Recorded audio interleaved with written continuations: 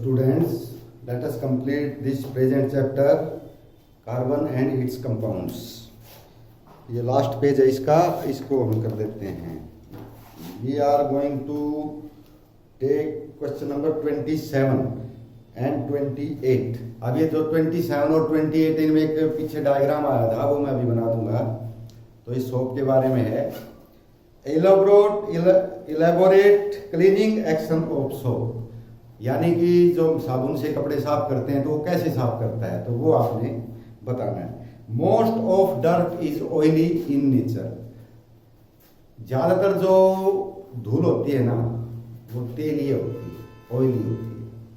क्योंकि जो धूल मिट्टी बिना ऑयल की है वो तो झटका, मान लो उसको फटकते हैं तो वो निकल जाती है, लेकिन जो ऑयली है वो छिपी रह जाती है. और वो जो जब हम उसको फटकारते हैं कपड़े को तो अलग नहीं हो पाती है.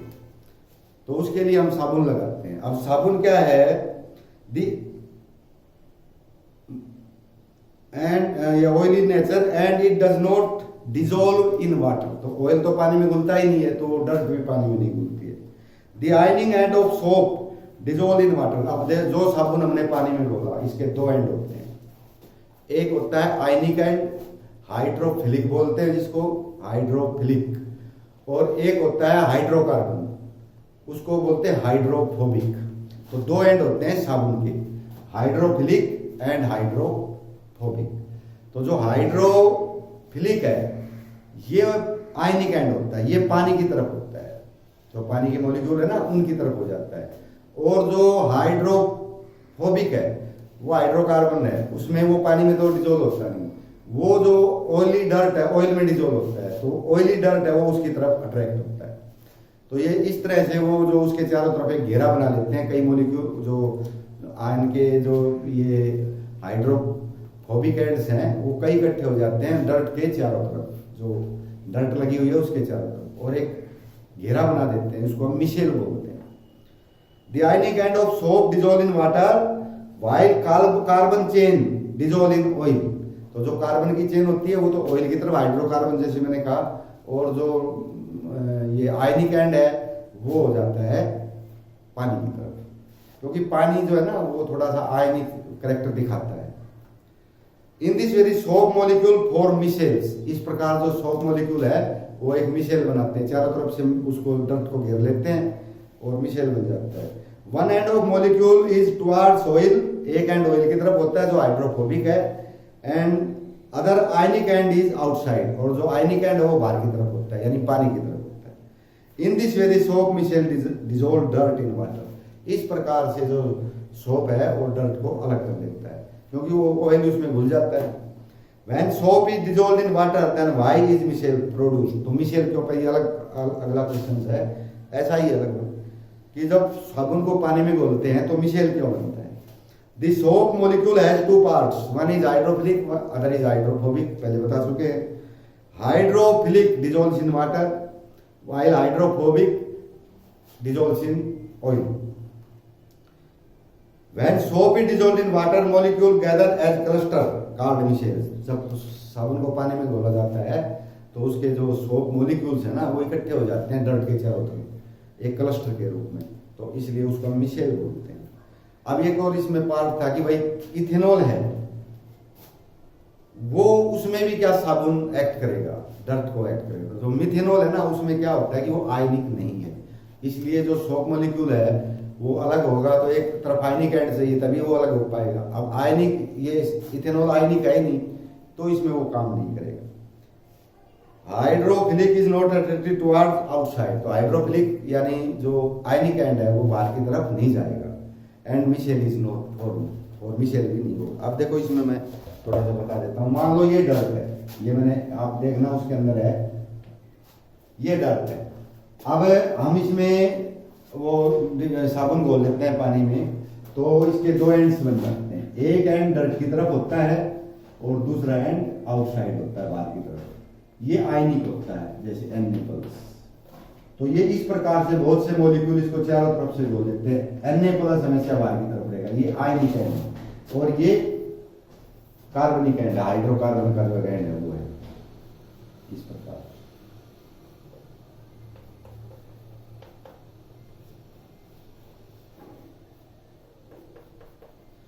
तो ये पानी की तरफ रहता है, ये डर्ट की तरफ जो है कार्बनिक एंड है, पानी की तरफ जो है आयनिक एंड है। तो इस प्रकार ये चारों तरफ से इसको घेर लेता है, इस डर्ट को। जो ये कार्बनिक एंड इसकी तरफ होगा क्योंकि ये इसको घोल लेगा अपने अंदर, और आयनिक एंड है ये पानी की तरफ होगा, तो ये इसको घोल लेगा अपने अंदर और ये मैल खत्म हो जाएगा। तो ये तरीका है सोप को, जो कपड़े साफ करते हैं हम वॉशिंग में, इस तरह काम करता है। Next, explain the formation of scum when hard water is treated with soap. जब हार्ड वाटर है ना, जिसमें कैल्शियम मैग्नीशियम के क्लोराइड और सल्फेट होते हैं, इसको हार्ड वाटर बोलते हैं, यानी उसमें साल्ट ज्यादा होता है, नमक ज्यादा मिला रहता है, तो वो उसको घोल नहीं पाता साबुन को अपने अंदर, और कपड़े भी साफ नहीं होते। Hard water contains soluble salt of calcium and magnesium. Calcium और मैग्नीशियम के सोल्यूबल साल्ट पानी में घुले हुए होते हैं। When these salt react with soap the insoluble salt are formed. जब ये साल्ट साबुन के साथ रिएक्शन करते हैं तो एक ऐसा साल्ट बनता है जो पानी में इनसोल्यूबल होता है, पानी में घुलता नहीं है, वो तलछट के रूप में पानी के नीचे बैठ जाता है, जिसको कह देते हैं हम साबुन फट गया। तो साबुन अपना काम ही नहीं कर पाएगा क्योंकि वो उसके साथ रिएक्शन करके साल्ट के साथ और ठोस होके और नीचे बैठ जाएगा, तो उसको हम स्कम बोलते हैं। जैसे कैल्शियम, जो कैल्शियम का साल्ट पानी में घुला हुआ है, उसके पास ये साबुन का मॉलिक्यूल है, इससे बनता है RCOO2, तो ये दो लगा होगा ना यहाँ पे, RCOO2 और Ca मिल जाएगा इसके साथ, और Na अलग हो जाएगा हमारा 2Na। ये तो हमने इसको 2 तो इसलिए लिखा है कि बैलेंस किया है इसको। तो जो ये R का मतलब है, जैसे CH3 लगा दें हम या C2H6 लगा दें हम, तो वो R एक ग्रुप है। कौन सा ग्रुप है? जैसे CH3 लगा दें, यहाँ पे CH3 लग सकता है, C2H6 लग सकता है H8 का। तो इस प्रकार से ये जो इथेन मीथेन वगैरह जो है वो यहाँ पे लग जाएगा, तो R खत्म हो जाएगा, उसकी जगह ग्रुप लग जाएगा। तो ये R तो हमने इसे लगाया, वो कितनी भी लंबी चेन हो सकती है। तो ये जो है कैल्शियम के साथ करेगा, यहाँ पे 2 आ जाएगा, क्योंकि इसकी 2 वैलेंसी होती है, इसकी 1 होती है, तो 1 इसके नीचे है। तो ये कैल्शियम RCOO2 Ca और सोडियम अलग हो जाएगा। तो ये जो सॉलिड पार्ट बनेगा, इसीलिए इसी प्रकार से मैग्नीशियम की दे रखी है। तो जो सॉलिड पार्ट बनेगा ना, ये सॉलिड पार्ट कण के रूप में दिखने लगता है हमें और नीचे बैठ जाएगा तली में, तलछट बोल देते हैं इसको, तो तली में बैठ जाता है गैंग के रूप में। तो वो साबुन को सारे को वो रिएक्ट करके वो ठोस बना देता है, तो साबुन का बचता ही नहीं बचेगा, तो फिर कपड़े भी साफ नहीं। What change will observe if you test soap with litmus paper? अगर साबुन को हम लिटमस पेपर के साथ करें तो उससे क्या इफेक्ट है? जैसे हमें पता है, अगर हम एसिड डालेंगे तो ब्लू लिटमस रेड हो जाएगा, बेस डालेंगे तो रेड लिटमस ब्लू हो जाएगा, और न्यूट्रल डालेंगे तो कोई चीज नहीं आएगा। Soaps are highly higher fatty acids. तो सोप्स जो साबुन होते हैं वो एसिडिक ही होते हैं, फैटी एसिड्स होते हैं, फैट होती है उनमें और फैट के एसिड होते हैं। So blue litmus changes to red, इसलिए हम सोप वाटर लगाएंगे तो जो ब्लू लिटमस है, नीला लिटमस है, वो लाल रंग में बदल जाएगा। What are detergents? Detergents are ammonium and sulphonate salt. अब डिटर्जेंट साबुन से थोड़े से अलग होते हैं, ये अमोनियम और सल्फोनेट के साल्ट होते हैं। इसकी लंबी चेन्स होती है, लॉन्ग चेन्स, और कार्बोक्सिलिक सीरीज। कार्बोक्सिलिक एसिड जो होता है ना, उसकी लंबी चेन नहीं होती। एक तो हम करें इथेनोइक एसिड C3CH3COOH, अगर हम उसमें मान लो पेंटेन, हेक्सेन, हेप्टेन, इतनी लंबी चेन लगा के फिर एसिड लगाएं तो लॉन्ग चेन होती है। Therefore, charged end of these compounds don't react with calcium and magnesium। इसलिए जो इसका चार्ज एंड है ना, वो कैल्शियम और मैग्नीशियम से रिएक्ट नहीं करता, क्योंकि ये एक तो साल्ट, दूसरा है लॉन्ग चेन होती है, तो वो जो चार्ज एंड है वो इनके साथ रिएक्शन नहीं करता कैल्शियम और मैग्नीशियम के साथ। Therefore it remains effective in hard water. इसलिए ये हार्ड वाटर में भी इफेक्टिव रहता है, झाग बनाएगा, कपड़े भी साफ करेगा, क्योंकि जो हार्ड वाटर में साल्ट घुले हुए ना, उनके साथ ये रिएक्शन नहीं करो। इस प्रकार का साल्ट है, तो अगर नहीं करेगा तो जो साबुन है वो केवल पानी के मोलिक्यूल के साथ रिएक्शन, मतलब उसके साथ घुल जाएगा और साल्ट अलग ले जाएंगे। तो पानी खारा हो तब भी काम कर जाता है, इसलिए हम इसको डिटर्जेंट या वॉशिंग पाउडर बोलते हैं। इससे वॉशिंग पाउडर, शैम्पू वगैरह कई चीजें बनती हैं। What is hydrogenation? हाइड्रोजनेशन का मतलब होता है हाइड्रोजन का ऐड होना। देखो अगर कोई सैचुरेटेड सॉल्यूशन, उसमें सिंगल बॉन्ड होता है, उसमें कुछ ऐड हो ही नहीं सकता, लेकिन जो डबल या ट्रिपल बॉन्ड है वो सैचुरेटेड नहीं होते, अनसैचुरेटेड होते हैं, तो उनमें हाइड्रोजन ऐड हो सकती है। जैसे हमने कर दिया HC ट्रिपल बॉन्ड C, यानी एक एक H जुड़ा हुआ है और ट्रिपल बॉन्ड आ गया। अगर हम इसमें निकेल और हाइड्रोजन का उस सॉल्यूशन में ऐड कर देते हैं, निकेल और हाइड्रोजन गैस, और 473 केल्विन टेम्परेचर रख देते हैं, तो हमारे पास क्या है कि ये जो हाइड्रोजन है इसके साथ ऐड हो जाएगी, हाइड्रोजन इन दोनों के साथ, तो ये आ जाएगा हमारा CH3CH3, यानी इसका ये बना सकते हैं हम HHH, सिंगल बॉन्ड हो जाएंगे, ये हाइड्रोजन इसके साथ ऐड हो जाएगा। तो ये जो अनसैचुरेटेड था अब ये सैचुरेटेड हो गया, क्योंकि अब सिंगल बॉन्ड आ गए, अब कुछ और इसके साथ ऐड होने की गुंजाइश नहीं बचती, तो इसको हम बोलते हैं हाइड्रोजनेशन। इसमें क्या होता है, जो घी, ये आपके वनस्पति तेल होते हैं ना, इसको तेलों को घी में बदलना, जिसको हम वनस्पति घी बोलते हैं, तो उसमें बदल जाते हैं। Out of C2H6, C3H8, C ये वगैरह दे रखे हैं, which shows addition reaction. Addition reaction तो यही बताया था जो अनसैचुरेटेड है, जैसे ये क्या है, एडिशन रिएक्शन है, क्योंकि इसमें हाइड्रोजन ऐड किया है तो ऐड हो गया इसमें, क्योंकि ट्रिपल या ट्रिपल बॉन्ड है। अगर सिंगल बॉन्ड है तो हाइड्रोजन ऐड नहीं होगा, तो हमने इनमें यही देखना है। जैसे C2H6 ये है, ठीक है, जैसे C कितने हाइड्रोजन, 1 2 3 4 5, एक एक हाइड्रोजन आ गया सारों में, तो C2H6 हो गया। इसका मतलब ये सैचुरेटेड है, इसमें ये एडिशन रिएक्शन नहीं दिखाएगा, केवल डबल और ट्रिपल बॉन्ड वाले दिखाएंगे। अब ये आ गया C2H2, इसका मतलब इसके साथ H लगा हुआ है, इस C के साथ H, तो इसके 3 बॉन्ड यहाँ बन जाएंगे, ट्रिपल बॉन्ड हो गए। तो जिसमें डबल या ट्रिपल बॉन्ड है वो एडिशन रिएक्शन दिखाएगा, क्योंकि वो अनसैचुरेटेड है, और जिस जो पहले से सैचुरेटेड है वो नहीं दिखाएगा। तो जो एल्केन की सीरीज है ना, इसमें एल्केन वो नहीं दिखाएगा एडिशन रिएक्शन, एल्कीन और एल्काइन की सीरीज बताई थी मैंने, वो दिखाएगा। इसमें दिख रहा है C2H2 and C3H6 shows addition reaction, क्योंकि C3 है तो ये C3 हो गया, H6 इसमें H लगेगा, इधर इधर इधर इधर, इसमें एक में डबल बॉन्ड आ जाएगा, तो ये H2 रह जाएंगे इसमें, और इसमें एक H लग जाएगा, तो ये आ जाएगा, इसमें 3 लग जाएंगे, CH3 CH CH2। तो ये जो है ये इसमें डबल बॉन्ड आता है, तो डबल बॉन्ड है तो ये सैचुरेटेड नहीं है, अनसैचुरेटेड है, और ये एडिशन रिएक्शन दिखाएगा। Give a test that can be used to differentiate between butter and cooking oil. तो जो बटर होता है ना, मक्खन, और खाना पकाने का जो तेल होता है, कुकिंग ऑयल, इनमें डिफरेंस करने का आपने बताना है, डिफरेंस क्या है, टेस्ट देना है। Both are treated with bromine water, bromine water, bromine घुला हुआ पानी होता है। Cooking oil is unsaturated and decolourise the bromine water. Cooking oil क्या होता है, अनसैचुरेटेड होता है, उसमें और भी चीज ऐड हो सकती है। जब हाइड्रोजनेशन करते हैं ना इसका, तो इसमें हाइड्रोजन ऐड होकर वो तेल जो है घी में बदल जाएगा, जो रेली घी बोलते हो ना, वनस्पति घी, तो उसमें बदल जाता है, फिर वो अनसैचुरेटेड, वो सैचुरेटेड हो जाता है। जब तक उसमें वो नहीं है हाइड्रोजन ऐड किया, तो ये इसमें डबल बॉन्ड होते हैं, तो ये अनसैचुरेटेड रहता है। तो ये तो ब्रोमीन वाटर के साथ रिएक्शन करके कलर, इसका जो है कलर ब्रोमीन वाटर का डिकलर कर देगा उसको, जो उसका दूध या पानी है ना वो खत्म हो जाएगा। But saturated hydrocarbon like butter are unreactive.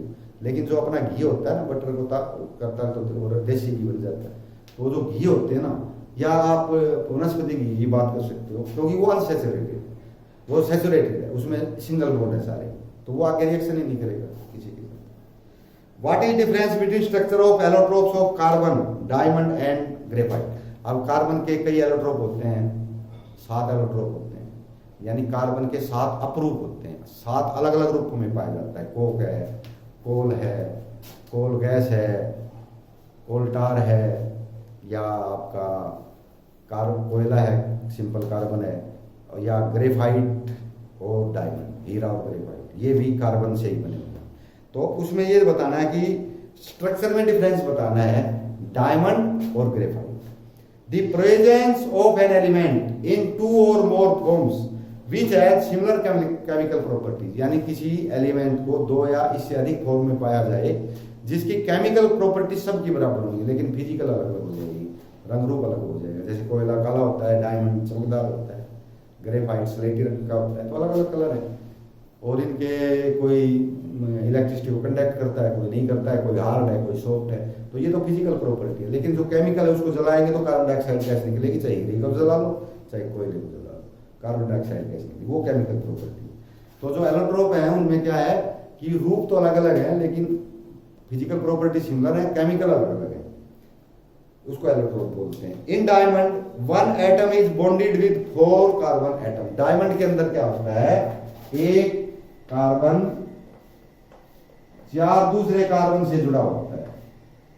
इस प्रकार का ये टेट्राहेड्रॉन स्ट्रक्चर होता है, इस प्रकार का।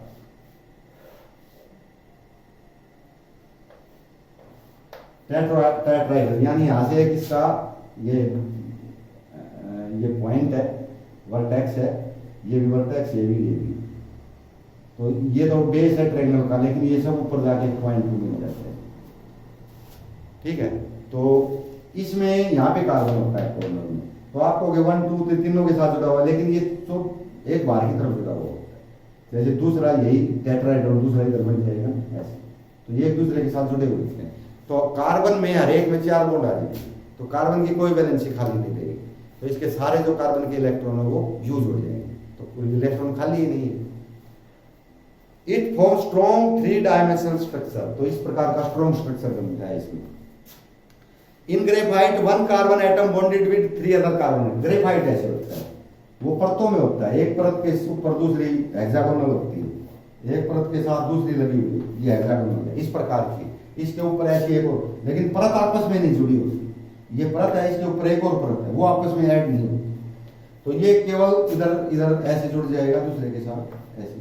लेकिन जो ऊपर वाला पार्ट आएगा ये 2 डायमेंशनल है, ऊपर वाला पार्ट एक और परत इसके ऊपर आ जाएगी, लेकिन उनके बॉन्डेड नहीं होंगे आपस में, वो बॉन्ड नहीं बनेंगे, कार्बन कार्बन ऐड नहीं होगा। तो इसमें 3 बॉन्ड आएंगे हर एक कार्बन में। अब 3 जगह जुड़ गया है तो इसका एक जो इलेक्ट्रॉन है वो फ्री है।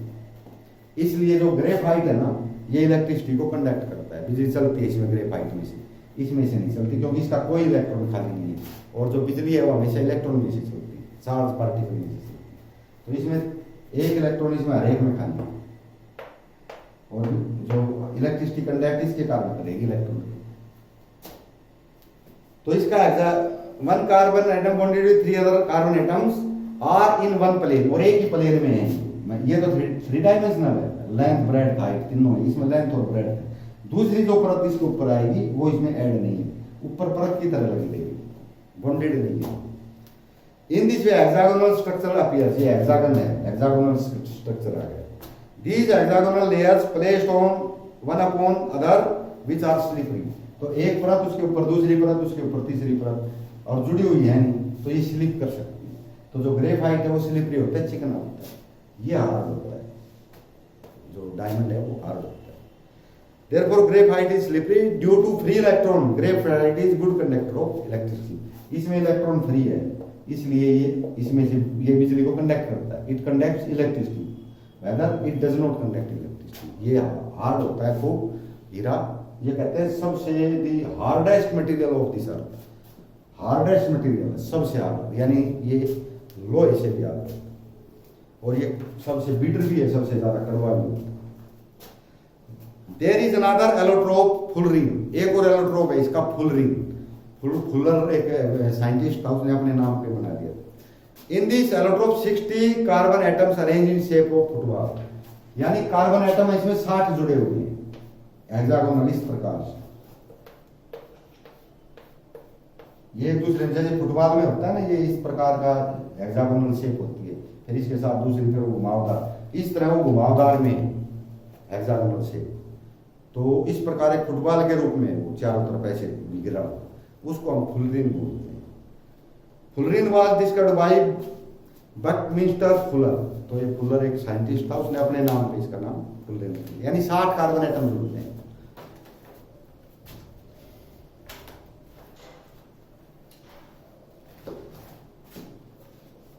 इसके बाद है how are coal and petroleum. ये आप पढ़ते आ रहे हो भाई, कोयला कैसे बना, पेट्रोलियम कैसे बना, तो ये तो मैं नहीं बता रहा हूँ, 5वीं छठी से पढ़ते आ रहे हो।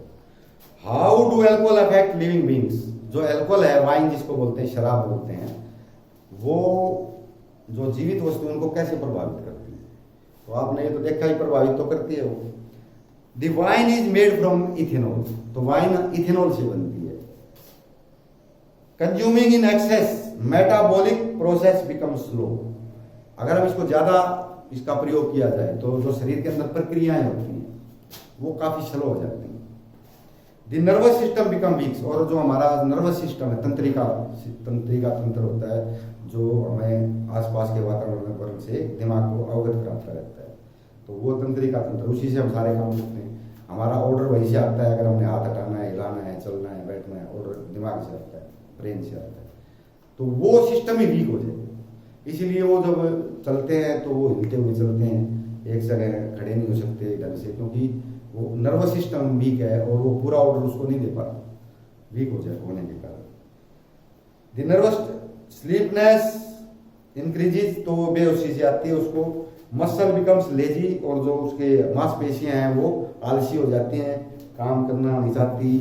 टंग कंट्रोल बिकम्स वीक, और उसकी जो आवाज है, जो जीभ है टंग, वो भी अनकंट्रोल हो जाती है। तो वो जैसा बोलना चाहता है वैसा अटक अटक के और अखला के बोलने लगता है, तो वो भी नहीं होता। Consumption of methanol is dangerous to life. अब मिथेनॉल भी एल्कोहल ही होती है, लेकिन मिथेनॉल, इथेनॉल तो वाइन बनती है, मिथेनॉल जहरीली होती है। अगर ये भी वाइन की तरह पी ली मिथेनॉल तो फिर आदमी मर जाता है। Is dangerous to life because by oxidation methanol turns into methanol. Methanol turns, methanol नहीं है, मिथेनॉल है, एल्डिहाइड ग्रुप। ये मैंने ग्रुप बताया था ना, ऑल माने अल्कोहलिक ग्रुप, एल माने एल्डिहाइड ग्रुप। तो मिथेनॉल एल्डिहाइड में बदल जाती है ऑक्सीडेशन होने के बाद। अब ऑक्सीडेशन हो गया, एल्डिहाइड में बदल गई, वो जहरीली होती है एल्डिहाइड, तो आदमी की मौत हो सकती है। तो ये आपका चैप्टर कंप्लीट हो गया है।